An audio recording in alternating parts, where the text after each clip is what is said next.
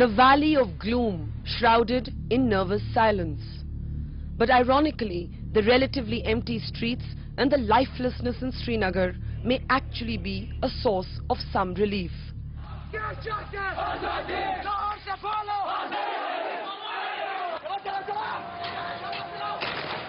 For weeks now, anger has spilled out onto the streets, raw, defiant of the curfew, unbothered even by the possibility of death. Today too, on the outskirts of the city, protesters broke the curfew, setting abandoned police cars ablaze to mark their rage against civilian killings. In the crowds and on the streets now, not just hundreds of women, but also teenage boys and even little children, raising their fists in an alarming image of accelerated adulthood.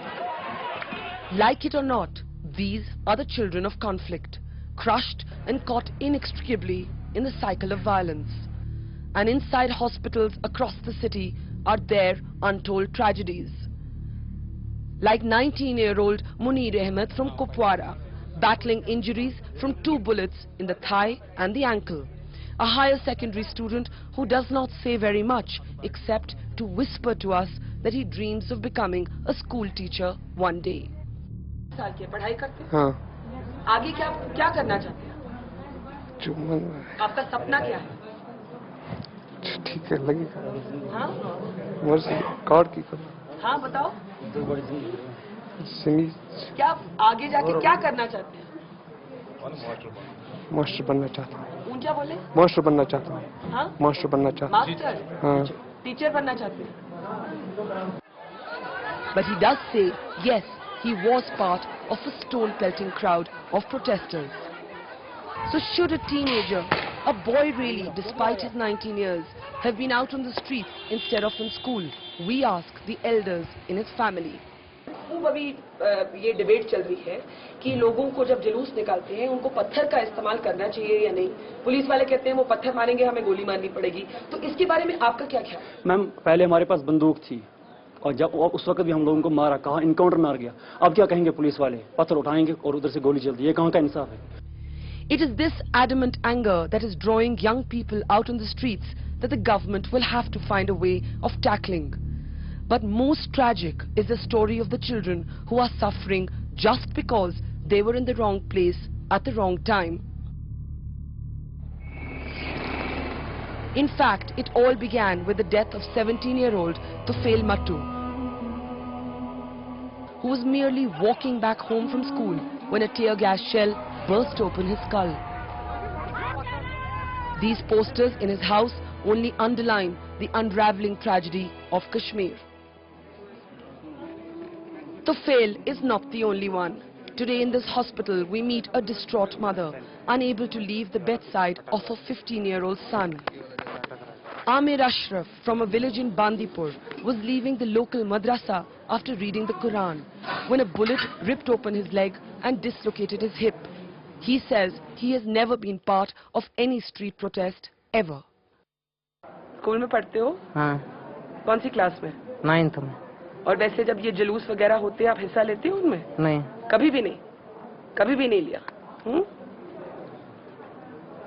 अभी दर्द हो रही है टांग में? हाँ हाँ बहुत पेन। तो कैसे कहाँ से फायरिंग लगी आपको? हाँ? जब आप मदरसा जा रहे थे क्या देखा आपने सड़क पे? मैंने देखा फायरिंग हो रही है और मैं रास्ते से तेज चल गया था। Midway through talking to us, he is suddenly unable to speak. The memory of that day and the wound just too painful. The tragedy of these young lives that captures the present crisis in a single stark image. Like this funeral procession that drew thousands onto the streets. Victim, a 9-year-old child, Samir Ahmed, now officially the youngest casualty in the recent violence. The police says he died in a stampede created by a mob of protesters. His family says he was beaten to death. But no matter which narrative you choose to believe, no matter whether they suffer as protesters or as innocent bystanders. This is the chilling truth of the lives lived by the children of conflict and the ultimate tragedy of Kashmir today. Out on the streets of Srinagar today, a tense and a quiet calm. A calm but not a peace, on a day when the curfew finally seems to have been effective, or at least somewhat effective. But inside the different hospitals of the city, the tragic stories of the injured. Perhaps the most depressing and disturbing dimension of the recent strife, the almost unbreakable cycle of violence, has been the fact that several of the deaths have been those of teenagers and even little children, the youngest and most recent being the death of a 9-year-old child. The government has made a formal appeal to protesters to not bring or use children as part of the street protests. But what of those who were not even protesting but still had to suffer? Whether it was the story of Tufail Mattu that actually marked the beginning of this cycle of violence, or the story we saw today of 15-year-old Amir Ashraf. It is these families, civilians, ordinary people, who need some visible empathy from the political leaders, both in the state government and in New Delhi. In Srinagar, Barkha Dutt for NDTV.